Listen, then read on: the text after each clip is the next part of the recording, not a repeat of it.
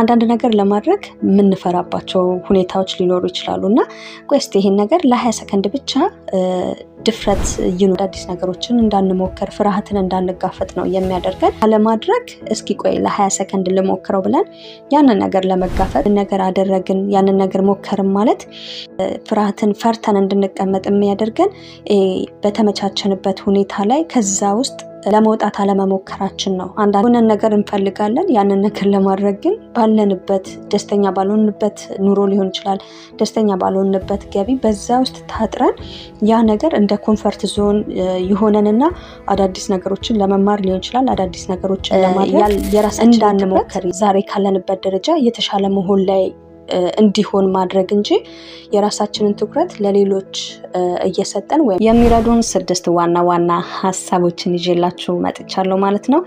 እነኚህ ሐሳቦች ትክክለኛ የሚሰሩ የተጠኑ ናቸው ማለት ነው። በንቃት ማበረታታት ነው።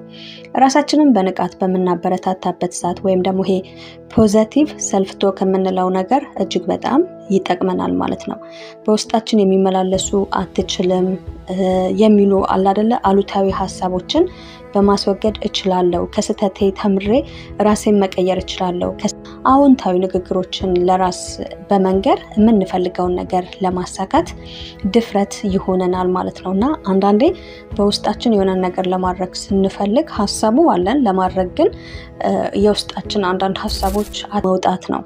አንዳንዴ በጣም ባለንበት ሁኔታ በተመቻቸ ነገሮች ውስጥ ምንኖርና በዛ ነገር ተደላድሎ መቀመጥ ጊዜያቶች እየገፉ በመጡ ቁጥር ዋጋ ያስከፍለናል ማለት ነውና ይሄ አዲስ ነገር ለማድረግ እንዳንሞክር የሚያደርገን ያለንበት የተመቻቸንበት ኤንቫይሮንመንት ዋጋ ሊያስከፍለን ይችላል ማለት ነው። ከዚህ ጋር ተያይዞ ደግሞ በራስ መተማመናችንንም ይቀንስብናል ማለት ነው።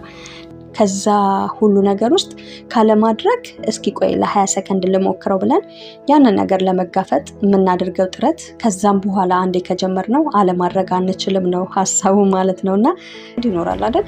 ግን እኛ እየተፍጨረጨርን ባለንበት ሁኔታ ላይ የሌሎች ሰዎችን መጨረሻቸውን ስኬታቸውን ትዳራቸውን ሊሆን ይችላል በቃ አለ አይደለ ያንን ነገር እያየን ራሳችንን የምናነጻጽር ራሳችንን የምናወዳድር ከሆነ በራስ ያለንን መተማመን በዛ የምንቀናበት ሰው እሱን እያየን ራሳችንን የምናሳነስ ለራሳችን ያለን ፍቅር አመለካከት የሚወርድ ከሆነ ያ የሚጎዳ ቅናት ወይም ደግሞ ንጽጽር ነው ማለት ነው።